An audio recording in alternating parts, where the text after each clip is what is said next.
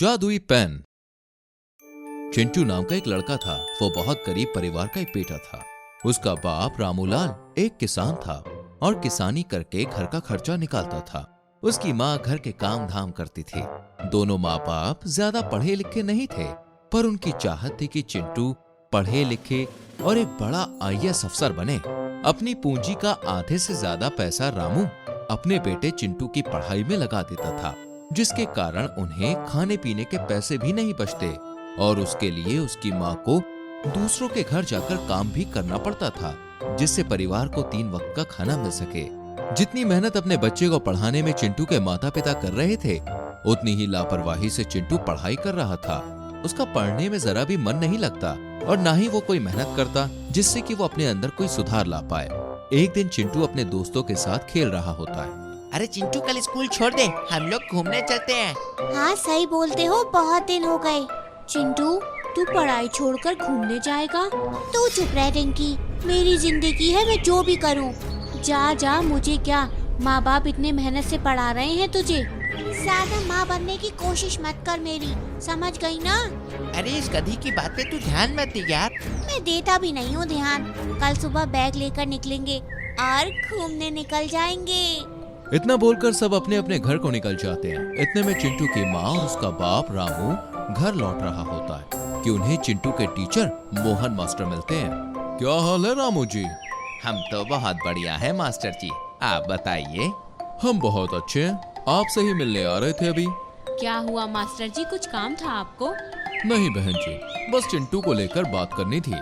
क्या हुआ मास्टर जी, उसने कुछ शैतानी की है क्या? बात ऐसी है कि चिंटू दिन पर दिन पढ़ाई में बहुत खराब होता जा रहा है। इस बार उसके नंबर और भी खराब आए हैं। देख रही हो, ये सब तुम्हारे लाड दुलार का असर है और कुछ नहीं। मैं उससे बात करूंगी जी। कुछ दिनों में फिर से एग्जाम्स आने वाले हैं। देखिए, आप उससे बात कीजिए, उसे समझाइए और उसे अच्छे से पढ़ने को बोलिए। अब बात करने से कुछ नहीं होगा, अब तो उसे सबक सिखाना पड़ेगा। इतना कहकर दोनों घर चले जाते हैं। वहाँ चिंटू अपनी दादी के साथ खेल रहा होता है। रामू डंडा उठाता है और उसे पीटने लग जाता है।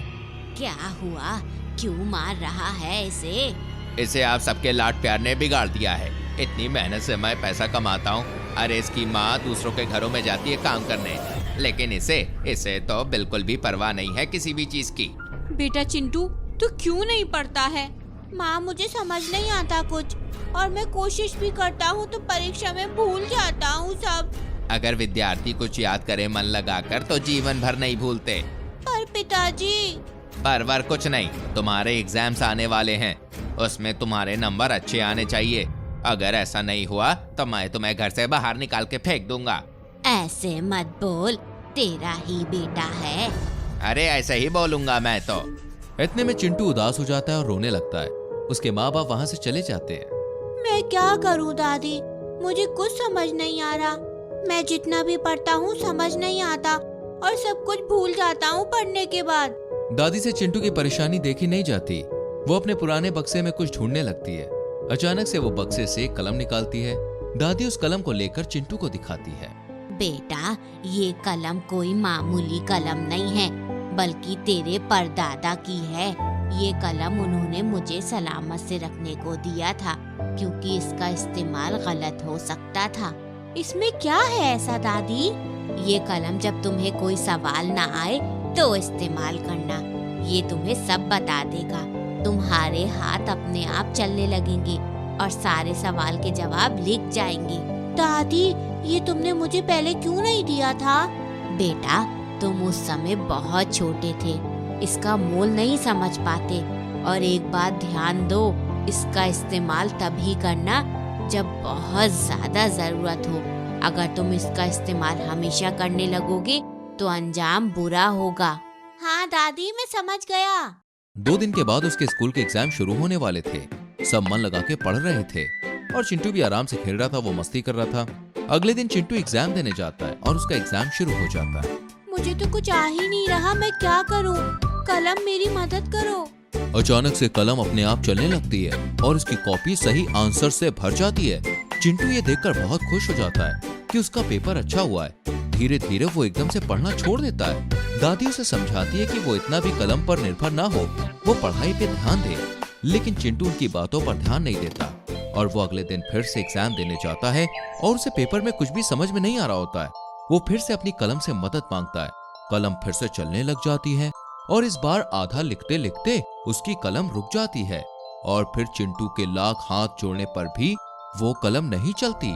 चिंटू की आंखें आंसुओं से भर जाती हैं। हे भगवान, अभी तो एक परीक्षा और है, मैं उसे कैसे पास करूंगा? और मुझे तो अच्छे अंक लाने हैं, वरना पिताजी मुझे घर से निकाल देंगे। चिंटू अपने घर जाता है और रोने लगता है। फिर अपनी किताब कॉपी निकालता है और पढ़ने की कोशिश करता है, पर उसे कुछ भी समझ में नहीं आता। इतने में उसकी दादी वहाँ आ जाती है। क्या हुआ बेटा, तू क्यों रो रहा है? चिंटू उन्हें अपनी सारी बात बताता है। मैंने तो बोला ही था कि तू इसका गलत इस्तेमाल करेगा तो अंजाम बुरा होगा। ये तुम्हारी मदद तभी करेगा जब तुम खुद पढ़ोगे, और जब पढ़ने के बावजूद नहीं आएगा तब तुम्हारी ये मदद करेगा। और मैंने इससे पूरा पेपर ही लिखवा दिया। बेटा, इस कलम के पहले भी तेरा वजूद था, तो पढ़ाई कर और खूब मेहनत कर। पर मुझसे नहीं हो रही दादी। बेटा, आँख बंद कर और अपने माँ बाप के बारे में सोच, जो तेरे लिए दिन रात मेहनत करते हैं तुझे पढ़ाने के लिए। दादी माँ, अब से मैं खूब मेहनत करूँगा। इसके बाद चिंटू पूरे मन और लगन से पढ़ाई में जुट जाता है। उसके जो पापा होते हैं रामू और उसकी जो मम्मी होती है वो उसे ऐसा देखकर बहुत खुश होते हैं। अगले दिन परीक्षा होती है। चिंटू बहुत घबराया हुआ होता है। उसको पेपर लिखने को मिलता है। फिर चिंटू अपनी मेहनत से सारे क्वेश्चंस के आंसर लिखता है और अचानक से एक सवाल में उसे कुछ समझ में नहीं आता, तो वो बहुत सोच में पड़ जाता है। तभी अचानक से वो देखता है कि जादुई कलम चलने लगती है और उसका वो सवाल बनने लग जाता है, पर चिंटू कलम को रोक देता है। जादुई कलम, शुक्रिया तुम्हारा, पर ये परीक्षा मैं अपने दम पे पास करना चाहता हूँ। और चिंटू मेहनत से सारे आंसर्स लिख देता है। कुछ दिनों के बाद एग्जाम का रिजल्ट आता है और उसके पिता रामू को वो रिजल्ट चिंटू जाके दिखाता है। ये लीजिए पिताजी, मेरी मेहनत का फल, क्लास में टॉप किया है मैंने। ये सुनकर रामू और उसकी माँ की आंखों में आंसू आ जाते हैं। चिंटू बेटा, देखा अपनी मेहनत से पढ़कर पास होने की खुशी कैसी होती है। हाँ दादी माँ, अब से मैं खूब मन लगाकर पढ़ूंगा और माँ पिताजी का नाम रोशन करूंगा। अच्छी लगी कहानी तो जल्दी से वीडियो को लाइक और शेयर करो। आने वाली कहानियों को देखने के लिए चैनल को सब्सक्राइब करके बेल आइकन प्रेस करो, जिससे आपसे कोई भी वीडियो मिस ना हो। मिलते हैं अगली वीडियो में। Bye bye.